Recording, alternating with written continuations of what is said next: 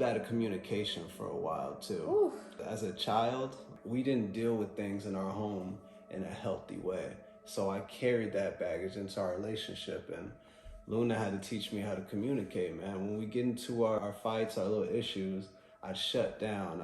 It was like she was talking to a wall. Healthy communication, like if y'all can't just have an issue and then work it out without having to light a bunch of fireworks and burn down the house, how can we get anything done? Let's focus on solving the problems so that we can come back to love.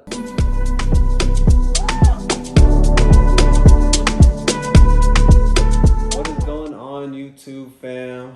We are back with another one. Today I got my lovely Luna with me. Hey guys. And today we want to talk about relationships and building a thriving, lasting relationship. From the perspective of high school sweethearts, because we've been together for 11 years this year, and it's been going strong, but it wasn't always this strong. And we just want to talk to y'all about how you can get to that point if you're not there yet, and if you are, how to keep it going. Facts. And love is stronger than ever. It is not a lost art, I promise you that. So find your boo and stay true. All right? And it just keeps getting better. I guess we'll start from the beginning, right?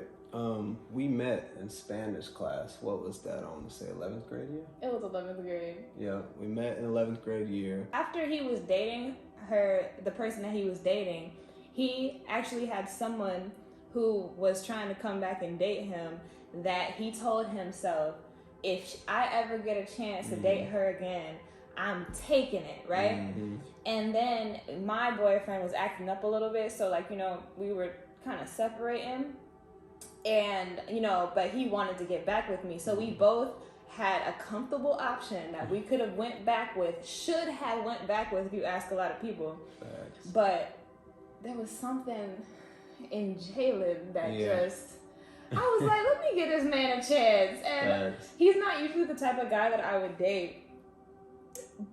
It was something about that smile, like, you know what I'm saying? And when we first went out on our first date, I think it was our second date, he brought me to meet his entire family, like his aunt, his mom, dad, like his entire like siblings, and then he brought me over to his grandma's house and we went fishing in their backyard, and that just really spoke to me. I had a great feeling about her, is what it was. And like she said, we were both supposed to go another way, but it's like it was divine. Like God brought us together, and it was just something that wasn't supposed to happen, but it did. And a lot of times in life, like, you think you have the will, you think you know where you're going, right? But God's in control in reality. So the evolution of our relationship. We first got together, you know, we were young, and we were young. And Jalen definitely didn't really get a chance to like flap his wings and test out just how cool he really was, you know, with the shorties and stuff like that. So that was definitely a hurdle, and I'll let you. Yeah. So for me, I was young, right? I'm an 18-year-old kid, because we got together when we were 17, right? And straight out of high school, I went to the military. I went to basic training, and I was still in that stage that I was seeking outside validation from other people to tell me I'm young, I'm fly, right? And so I would entertain certain things. And I like how you're like saying this, how you're wording this. So there was a girl in the military that I got slightly involved with, you know what I mean? She was fine too now. A lot of guys took that opportunity. You're funny. So I would entertain certain things and I would flirt back, you know what I'm saying? But there was always a line that I couldn't consciously cross, because I couldn't sit with that on my conscience, you know what I mean? Because at the end of the day, I realized that like I'm walking with God, you know what I mean? And God sees everything, so you don't get away with anything. And I knew that if I was to cross a certain line, that would always sit with me, and it'd be in the back of my conscience, and like, that's not clean, you know what I mean? That's not pure. So for the guys watching this, do better, because it's gonna come back to bite you. You can't sit with it consciously, because God sees everything. Fast forward to today, right? I've evolved into somebody who I don't seek outside validation from others. Like, I don't need the external validation. I know who I am. And God is going to send you cycles, right? You're going to keep learning a lesson until you get it. So I've had several opportunities to play into that trap since then. The trap of entertaining the females and flirting back and doing all that. A lot of guys, that's a trap for a lot of men. Y'all are dealing with that. Y'all wrestling with that one, boy. I think that it's so much better to be respected for being untouchable. Like, your value raises so much more as a man. And can I just say that yeah. you're an example Yeah. to these females of that love is really out there and good guys actually exist. And what a good man looks like, you know? And you gain people's respect rather than their like ooh, like, oh, I can touch him, I got him, like, you know what I'm saying? Like, and then your values. Yeah, like there's no value there. You're no trophy. You can be touched by anybody. So we've definitely evolved in our relationship. Just getting through the rough part, right? Because I was bad at communication for a while too. Oof. As a child, like, we didn't deal with things in our home in a healthy way. So I carried that baggage into our relationship, and Luna had to teach me how to communicate, man. When we get into our fights, our little issues, I'd shut down. It was like she was talking to a wall. Like, I didn't know how to communicate. And so we fought through that battle and things too. Yeah, the communication thing is really important. If you don't have communication, you can't have a healthy dialogue and relationship with this person, because then you hold resentment. You have to work through your issues with each other. But he taught me a lot in my life, like how to not be so conservative and how to spread my wings and explore and create, and I just respect him. I take her out of her comfort zone, like she said, like take her but skydiving, ATV riding, all type mountain climbing, just so many firsts. And you need somebody sometimes, especially in love, to reflect off of and show you the less evolved and developed sides of yourself. He teaches me how to be less conservative, and I teach him how to chill out. So like, he lifts me up and I like chill him out, and it's just a beautiful balance. Yeah, you see the yin and yang right there? Because we're so different. We really are night and day, but we've learned how to incorporate our differences in a beautiful, healthy way. And then our differences are what help us strengthen each other. You know, to have somebody that's like so opposite from you sometimes can be a really good thing. So seek somebody who is not like you, instead of falling in love with the things that you like about yourself and then trying to find a partner that's just like you. That might not work out because y'all gonna bump heads all the time. Yeah, and then that person's not reflecting to you the things that you need to grow. We're so different that we're always reflecting to each other, like the things that we need to get together. So next we want to dive into dating in the social media era and navigating those challenges. Because they're new.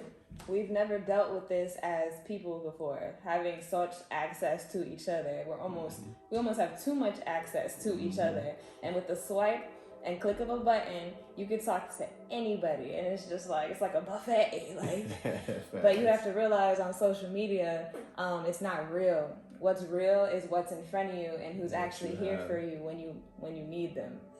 And it's easy to just want to take a little taste of this, a little taste of that. So stay grounded and stay true to the person that you decide I'm gonna commit to a lasting, lifelong relationship with this person. Too many people get a wandering eye, and they don't want to stay true to what this thing they committed to, you know? Just stay focused on what is evergreen, what matters, and who's actually there for you when you need them. And Jalen is that he's loyal, like he's been there for me, and I'm not gonna leave that to go chase Bob looking all fine on social media. But Bob ain't never been there for me and probably wouldn't, you know, but I know who has. Yeah, like that's a character flaw, to be disloyal and trying to hop around and sneak and geek. Yeah, sneak and geek. And it's easy to sneak and geek on social media. Facts. You need to look internally, because like there's something wrong with you. Like, good people don't do that to the people that they say they love. The people who be there for them. So navigating the complexities of individuality, right? Like respecting that you and your partner, we have differences. We're not the same people. Two different worlds. Mm-hmm. Totally different worlds. So we're two different worlds, so those worlds are going to collide sometimes. And you got to be able to respect where is he coming from and what's his perspective. And then this is my perspective. And then how can we come to a common ground? Me and Jalen are literally night and day. I'm a night person. He's a morning person. I like it warm. He likes it cold. If we were one person, we would be a complete being. As we've grown, we've learned to really appreciate each other's differences. All right, so lastly, we just want to talk about the formula for a lasting and thriving relationship. It starts with your connection with God, your relationship with God, because if you build that strong and there's a strong, sturdy foundation there, I'm talking about strong. Always talking to God. You're going to filter all that you do and all the way that you act through that relationship with God. You're not going to want to do wrong to your partner. And so, because he knows that you know facts. that he knows how you need to be acting. Right, facts. So, and you wouldn't do that if you know that he's watching. And that's where that relationship with God comes in, when it comes to treating them right, because you understand that this person is literally a blessing from God that God has given me in order to evolve myself and just become a better person through the relationship together. So with the strong relationship with God, you're gonna build yourself up like who you are, and it's gonna affect how you show up in your relationship. The next thing would be communication. Let's talk about it. Communication is everything, like we said. Healthy communication. Like, if y'all can't just have an issue and then work it out without having to light a bunch of fireworks and burn down the house, how can we get anything done? The issue is the problem, not like us. Like the enemy is the problem. Let's figure out what the problem is. But I'm not gonna call you all these names and tell you that you're stupid and dumb and all this. No, like, this problem is the issue. Let's focus on solving the problems so that we can come back to love. Right, because it's not personal, right? Like, nothing's personal. It's just a difference of opinion and perspective. Simple. We've hit a bump in the road. We hit a quick dead end. So, like, let's navigate around that. And I feel that there's a need for domestic violence or anything like that. Like, why are we taking it to that point? Why am I putting my hands on you, bro? Like, honestly, meanwhile, the problem's not getting solved. Yeah. Like, what? Honestly, every dispute can be communicated through. Like, we can solve this thing. We're best friends at the end of the day, so I love you. I don't want to put my hands on you. No. And lastly, friendship. You know, a great, strong friendship is the building block of your relationship. Like, let's start there. If we weren't in a relationship, I would need to be your friend. We have so much laughs and fun, and like, you my ace, and like, it's not built on sex or like physical attraction at all. Facts. I love who you are. You know what I'm saying? I love you too. And because I love who you are, the love blossoms on top of that so beautifully. Yeah, I love her. I could spend almost every day with her, and like, we don't have to be doing anything but having gold-rich conversation. Like, that's a friend, you know. So witty banter, back and forth, just talking about our opinions and perspectives and stuff. It's so light. Keep it light. Keep it fun. Yeah, because some people, like, you see a lot of old people, they can't stand their partner. And it's like, wow, how'd y'all get to that point? Like, you got stuck with this person that you don't absolutely love. Like, you made a wrong decision somewhere. You might want to turn around and go back that way and find your partner. So, the love of your friend. Facts. So, hey, that's it for this episode. We appreciate y'all for tuning in. We appreciate your time, your attention. And lastly, if there's any value you got from this episode, don't be scared to like, subscribe, and let us know what you think in the comments. We can further these conversations if you feel like there's something we left out. or there's something that you might not agree with. I don't know everything. She don't know everything. We don't know everything. So enlighten us. Yeah. If you want us to expand on anything, we will happily do so. Thank you guys so much for watching. Truly, we appreciate it. It's been a journey, and there's more to come. Thanks. So we'll see y'all next time. God bless. Why you gotta fight when